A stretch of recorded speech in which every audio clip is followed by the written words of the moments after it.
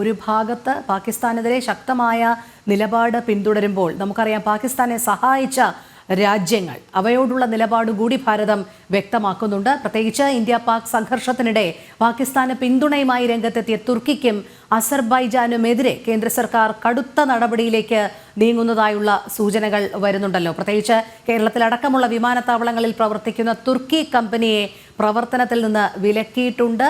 പ്രധാന വിമാനത്താവളങ്ങളിൽ ground handling നടത്തുന്ന തുർക്കി ആസ്ഥാനമായുള്ള സെലബി എയർപോർട്ട് സർവീസസിനെതിരെ കൂടുതൽ നടപടികൾ ഉണ്ടാകും എന്നുള്ള സൂചനകൾ വരുന്നുണ്ടല്ലോ. ഇതുമായി ബന്ധപ്പെട്ടുള്ള വിശദാംശങ്ങൾ കൂടി.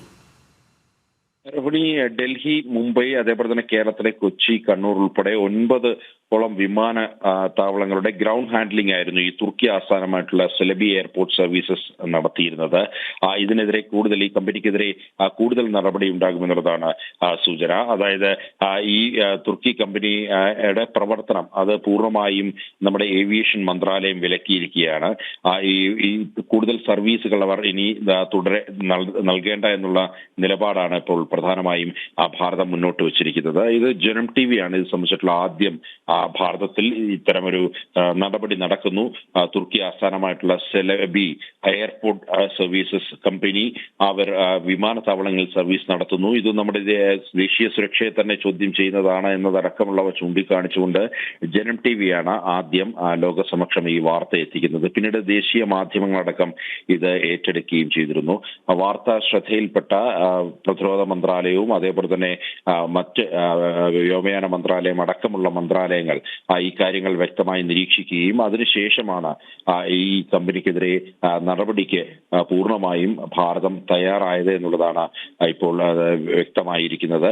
ഇവർക്കെതിരെ കൂടുതൽ നടപടി ഉണ്ടാകും. ഇപ്പോൾ നിലവിൽ ഇവരുടെ പ്രവർത്തനങ്ങൾ വിലക്കുക മാത്രമാണ് ചെയ്തിട്ടുള്ളത്. ഇവർക്കെതിരെ കൂടുതൽ നടപടി ഉണ്ടാകുമെന്നുള്ളതാണ് അറിയാൻ കഴിയുന്നത്. ഇവരുടെ മറ്റ് സാമ്പത്തിക ഇടപാടുകൾ അടക്കം പരിശോധിച്ചു വരികയാണ്. ഇതുമായി ബന്ധപ്പെട്ട് വളരെ രഹസ്യ സ്വഭാവത്തിലാണ് ഇതുമായി ബന്ധപ്പെട്ട അന്വേഷണങ്ങളും മറ്റും പുരോഗമിക്കുന്നത്. വിവിധ ഏജൻസികൾ ഇതുമായി ബന്ധപ്പെട്ട അന്വേഷണത്തിലേക്ക് ഇതിനകം കടന്നു എന്നുള്ളതാണ് വ്യക്തമാക്കുന്നത്. പ്രത്യേകിച്ച് എയർപോർട്ടിന് സുരക്ഷ നോക്കുന്ന CISF ഇതുമായി ബന്ധപ്പെട്ട പ്രത്യേക അന്വേഷണത്തിലേക്ക് നീക്കി എന്നുള്ള സൂചനകൾ വരുന്നുണ്ട്.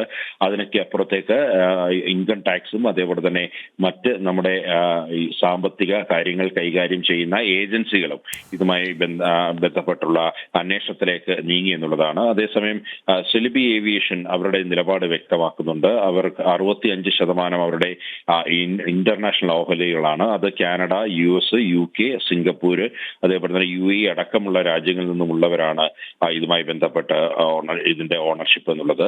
മാത്രമല്ല 50% ഇതിന്റെ ഓഹരി എന്നുള്ളത് ജേഴ്സി എന്നുള്ള അക്ടീരിയ ഒരു LP ജേഴ്സി എന്ന് പറയുന്ന ആൾക്കാണ് ഇതുമായി ബന്ധപ്പെട്ട കൂടുതൽ 50% ഓഹരി നിലനിൽക്കുന്നത്.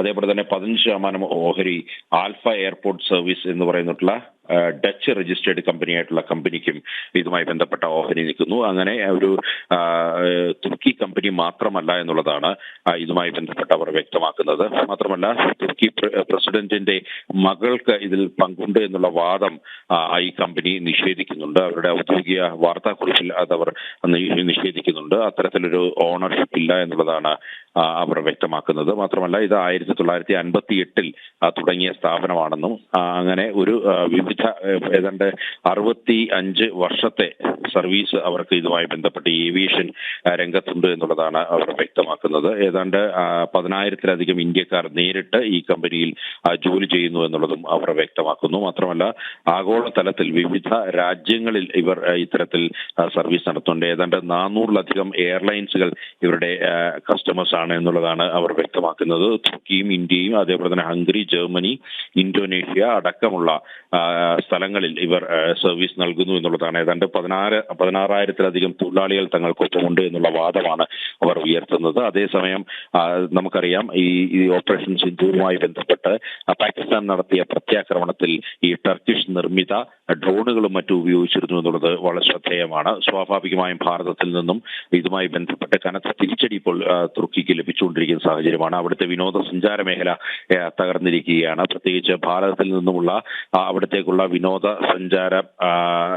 വിനോദസഞ്ചാര മേഖലയിലേക്കുള്ള ബുക്കിങ്ങുകൾ ഏതാണ്ട് 80% വെട്ടിക്കുറഞ്ഞു എന്നുള്ളതാണ് ടൂറിസ്റ്റ് ഓപ്പറേറ്റേഴ്സും മറ്റും വ്യക്തമാക്കുന്നത്. ഇങ്ങനെ കനത്ത തിരിച്ചടിയാണ് സ്വാഭാവികമായും ജനങ്ങളിൽ നിന്നും തുർക്കി ഏറ്റുവാങ്ങുന്നത് എന്നുള്ളതാണ് യാഥാർത്ഥ്യം.